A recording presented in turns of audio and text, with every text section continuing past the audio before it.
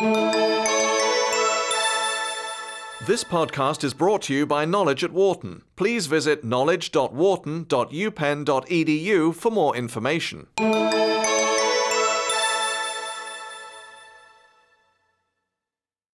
I think the middle is probably where we ought to be if we want to get something done, because I think the evidence shows that although there are some people who are in favor of the extremes, either a complete government takeover of the healthcare system under a so-called single-payer system, or a complete market-oriented system with little regulation and high deductible health plans with health savings accounts, which has kind of been the right wing's answer, although some elements of government intervention and health savings accounts are present in both candidates' plans. The evidence on what ordinary Americans want indicate that they don't want to go to either extreme. They want something kind of like what they have now, only that's able to deal better with people who at the moment are uninsured, and that's part that's actually somewhat feasible to deal with. The part that's of course much more challenging is they'd also like a system that gives them exactly the same benefits as they get now, just doesn't cost as much. And so both of the candidates, as you would kind of predict if you were a political theorist, have tended to occupy the middle of the distribution of preferences, offering elements in their plans, many of which are quite similar, like both candidates would want to offer you a choice of health plans, not a single plan. Both candidates want to use the private sector to provide a lot of the insurance, if not all of the insurance, and both of them envision putting in place some devices they hope will improve quality and lower cost, like greater use of information technology, more use of preventive care and things like that. So both in terms of their overall frameworks and in terms of kind of the specific interventions that they propose, they're actually more similar than different. The most important thing to know about the uninsured is there's no single way to characterize the uninsured as a very heterogeneous group. Some of them, of course, are the kinds of people you see in the newspaper stories, for the most part, very low-income people, very sick, really sad cases, and we really, you know, it's hard not to read those stories and think somebody ought to do something about this. But on the other hand, there are a fair number of uninsured people who are either or both, either pretty well or pretty well off, and still they decide not to take insurance. And the individual mandate in the Massachusetts plan was targeted at these people, and the intent was to make them behave more responsibly. They don't do it in part because they have a misperception, especially the poster child I often say for an uninsured person is Fonzie, who was a healthy person in his 20s, worked part-time at the motorcycle shop, so didn't have access to group insurance and didn't think he would ever need insurance. But even healthy young men may eventually need insurance, but it's sometimes hard to persuade them that that's a better use of their funds than other things that they could spend money on. There's partly a value judgment there. How much do we think a person has to have as income before we'd be able to say they could afford insurance? But at least one calculation we did, you can believe this or not, the definition was to say, well, if most other people like you already have private insurance, we would say you could afford insurance. And about half of the uninsured fell into that category. If you don't want to be quite that hard-nosed about it, you could get a smaller fraction. But it's certainly true that a sizable chunk of the uninsured, depending on your definition of affordability, probably could even pay for their own health insurance and not be totally unable to have adequate other consumption.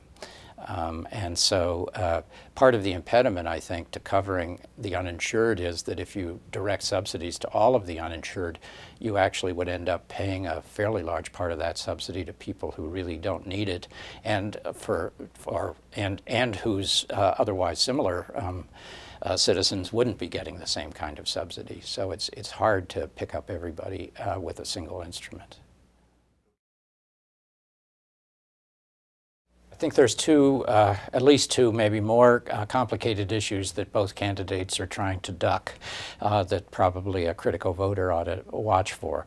The first one is they both want to say that they can cover the uninsured without the typical American, who after all is insured and is not in poor health, and is not, if the person works for a large firm, necessarily worried about their health insurance. They want to convince that person they're not going to have to pay much more in taxes, and unfortunately the reality is, according to nonpartisan estimates of the cost of these plans, or even according to common sense, if we want to reduce the number of uninsured people in the U.S., those of us who have the ability to pay are probably going to be asked to use that ability to pay some amount. The round number I carry around in my head is if you're a tax-paying household in the U.S. and you want to make a dent in the number of uninsured, neither of these plans will totally eliminate it. You ought to be thinking about an extra $1,000 a year or so more in taxes. So people don't want to talk about that, and so that the mechanism that's actually going to collect enough money to fund the programs they're proposing hasn't been put in place. The other thing that people don't want to talk about is that the primary determinant of and driver on spending growth has actually not been inefficiency or waste or even conspiracies. Either take your pick of who you want to be your enemy: doctors, health insurers, employers trying to be nasty to workers. It's actually been ourselves who desire to have improved healthcare technology, which we have been able to get, that's actually substantially improved life expectancy at all ages, but it's done so at a cost. And so if you really want to control cost, at least if you want to stop it from growing the way it's historically been growing, the difficult message is you may have to give up somewhat on the rate at which you add beneficial but costly new technology. And only somebody with tenure actually could say that, not somebody running for office. So I don't want to be totally pessimistic here. Each one has some things that might work and might help, although I'm somewhat skeptical whether they'll help enough.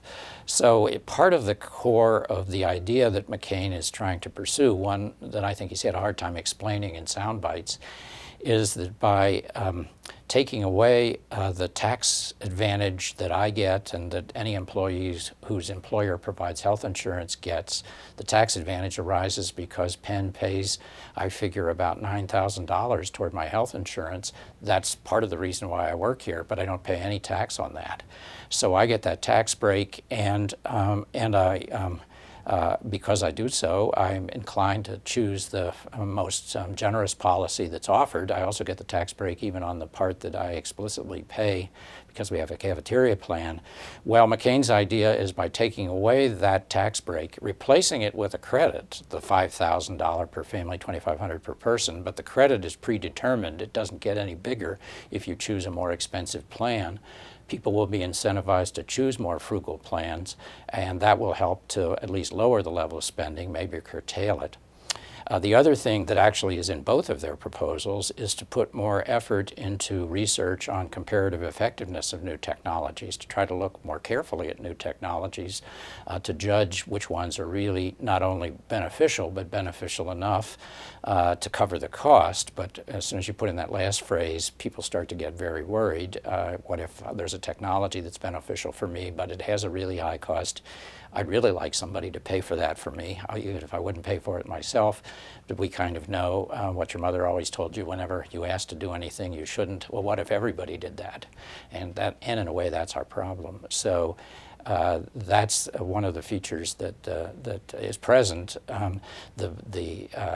The main structural change, and this maybe kind of shows you why it's implausible, at least until things get a lot worse, would be, at least the way I've described it, would be to think of people being offered a variety of health plans And the health plans offer, as part of their product, different attitudes toward new technology. There'd be the prudent care health plan that would wait for a while when new technology came out, for one thing, to see if there are side effects like there were with Vioxx, and wouldn't give you access to it right away and would limit access more. And then there could also be a plan with of course, a premium that rose more rapidly that would give you the firstest with the mostest, whatever you wanted, and you and your doctor, as soon as you agreed on it, that other plan would pay for it.